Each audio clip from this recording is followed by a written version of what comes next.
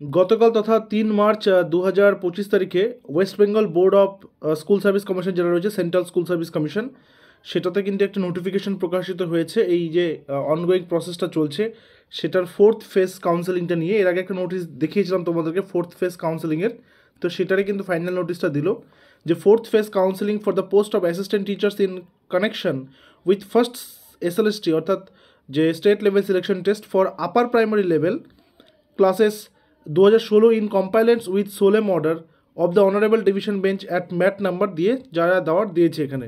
আচ্ছা, কী ইম্পর্ট্যান্ট ডেটসগুলো রয়েছে সেটা বলে দিই।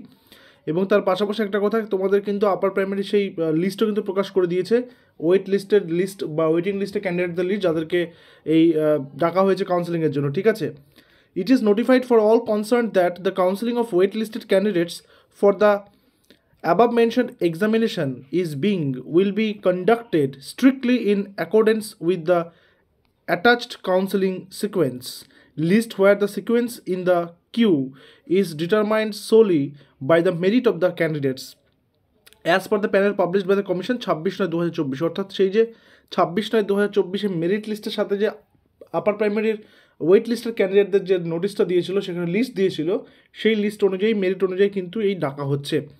The number of categories of vacancies which has been published today that a candidate can choose shall depend on the wait-listed status of the candidate who may be or may not hold ranks in multiple categories। অর্থাৎ সেখানে হতেই পারে যে তার multiple ক্যাটাগরিতে rank তার কিন্তু নেই, বাট তাকে কিন্তু এখানে তার অনুযায়ী, তার মেরিট অনুযায়ী তাকে কিন্তু সুযোগটা দেওয়া হচ্ছে। A candidate holding ranks in 2 categories, for example, will be able to choose from 2 concerned categories of vacancies, while a person holding a single rank will be offered to the choice of only 1 category of vacancy। কারো যদি rank ক্যাটাগরিতে থাকে, general থাকে, আবার এসসিতে থাকে, general থাকে, আবার এসটিতে থাকে, তো তাকে কিন্তু সেই মোতাবেক তাকে সেখানে কিন্তু নেওয়া হবে।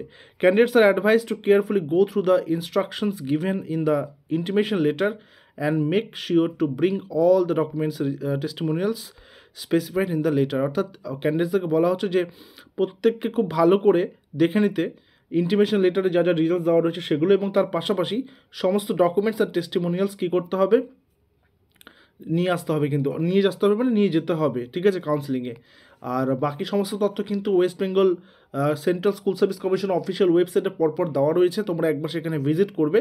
ঠিক আছে, ভিজিট করে তোমরা সেখান থেকে ইনফরমেশনটা ডাউনলোড করবে। ডাউনলোড করার পরে তারপর তোমরা কিন্তু সেখানে তথ্যগুলো দেখে নিয়ে সেই মোতাবেক তোমরা কিন্তু ফার্দার প্রোগ্রেস করবে। ঠিক আছে, আর কারো কোনো যদি জিজ্ঞাসা থাকে, কোয়েশ্চেন থাকে, অবশ্যই এই ভিডিও ডিসক্রিপশনে জানাবে। সম্ভবত এটাই লাস্ট কাউন্সেলিং, 4th কাউন্সেলিং যেটা ওয়েট লিস্টের থেকে হচ্ছে। ঠিক আছে, এরপর কিন্তু আপার প্রাইমারি যে নতুন করে নোটিফিকেশান, সেটার পসিবিলিটিও আমরা দেখছি, এবং সেই নিয়েও আমি কিন্তু ডিসকাস করবো এরপরে, খুব শীঘ্রই সেটা জানাবো। টেলিগ্রামে নজর রাখবে। Thank you very much.